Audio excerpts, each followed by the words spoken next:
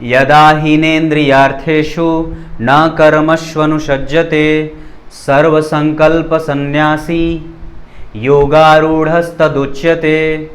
प्रिय दर्शकों नमस्कार, एक बार फिर से उपस्थित हूँ आप सबके सामने। आज मंगलवार है। आप लोगों के बीच से लिखे गए लेख में से आज मध्य प्रदेश देवास से ये हैं शुभम राठौर। फिलहाल ये अभी पढ़ाई कर रहे हैं, अपनी ग्रेजुएशन की डिग्री पूरी कर रहे हैं। इन्होंने अपने लेख मुझे भेजे हैं, आइए पढ़ के सुना देता हूँ। छोटा है लेकिन गंभीर है। आइए देखते हैं क्या लिखा है इन्होंने।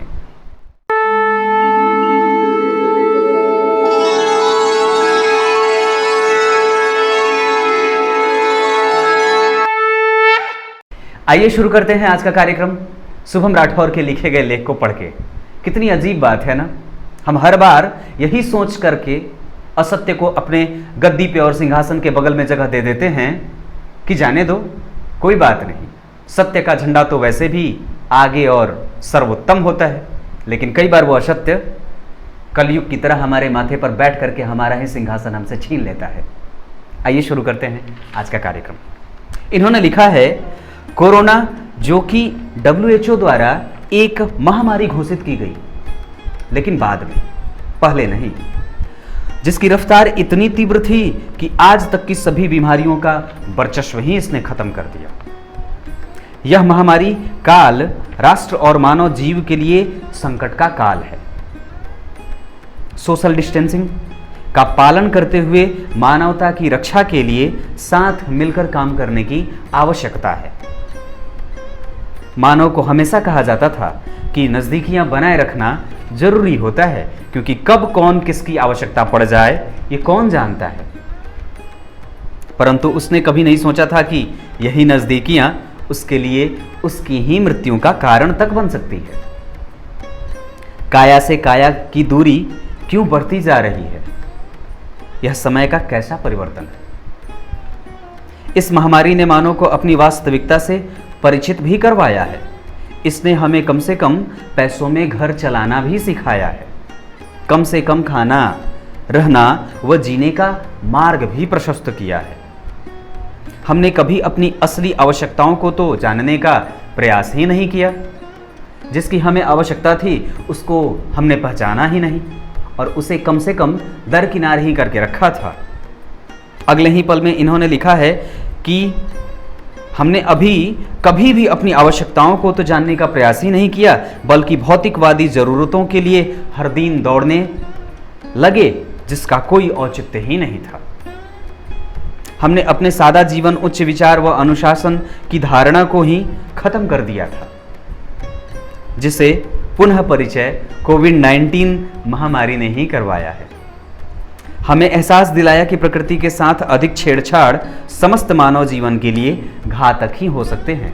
प्रयोगशालाओं में जो रोज दिन हम नई नई चीजें बनाते जा रहे हैं, वो कहीं ना कहीं हमारे लिए ही निश्चित रूप से नुकसानदेह बन रही है। उसमें से दो चीजें बनती हैं जो मानवता का संवर्धन करती हैं, और उसमें से दो चीजें ऐसी निकल जाती हैं जो उसी मानवता का काल बन जाती हैं।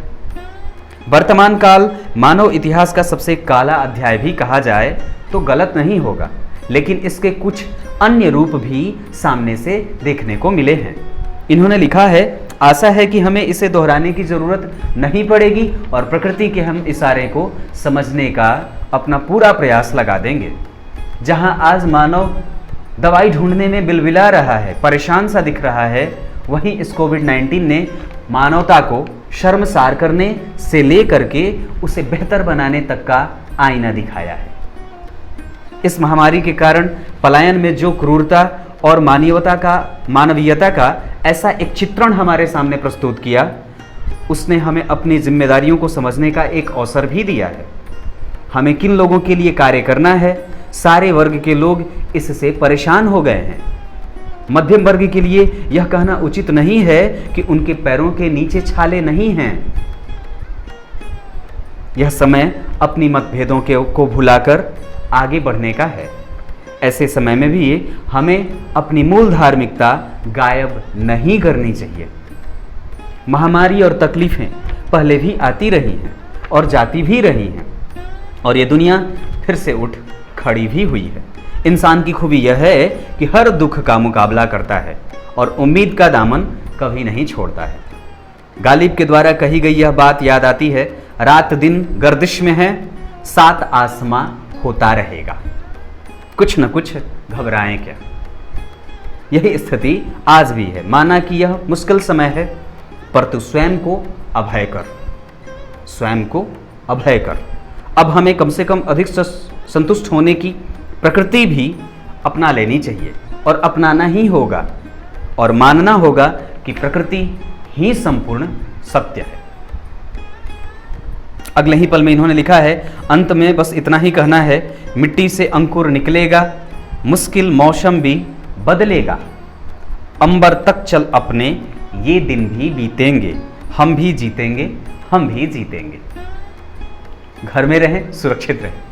शुभम राठौर जी ने काफ़ी अच्छी लेखनी लिख दी है और मैं तो ये समझता हूँ कि छोटी सी अवस्था है, अभी जिनकी ग्रेजुएशन की डिग्री भी पूरी नहीं हुई है, उसके अंदर ये लेखन क्षमता वाकई है और मजबूत भी है। कहीं ना कहीं ये हमें कुछ सिखाने वाली भी बातें बनती हैं। छोटा ही था लेकिन गंभीर था और पुष्ट था। आइए आपको श्लोक का अर्थ बता देता हूँ। मनुष्य के समय का उसके जीवन में एक ऐसा काल जहाँ वो न तो अपने इंद्रियों की इच्छा को पूरा करने में प्रयासरत रहता है, न किसी भी प्रकार के संकल्पों से युक्त होकर के कोई कृत्य करता है। उस समय में ही वो व्यक्ति योग रूढ़ हो जाता है। योगारूढ़ हो जाता है मतलब परमात्मा की प्राप्ति के लिए उसे और परमात्मा का मार्ग उसे दिख जाता है।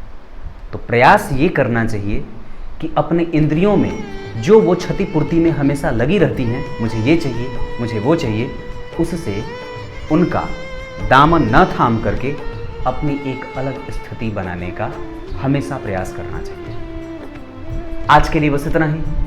कल एक बार फिर से उपस्थित होंगे आप सबके सामने, तब तक के लिए इजाजत दीजिए। नमस्कार।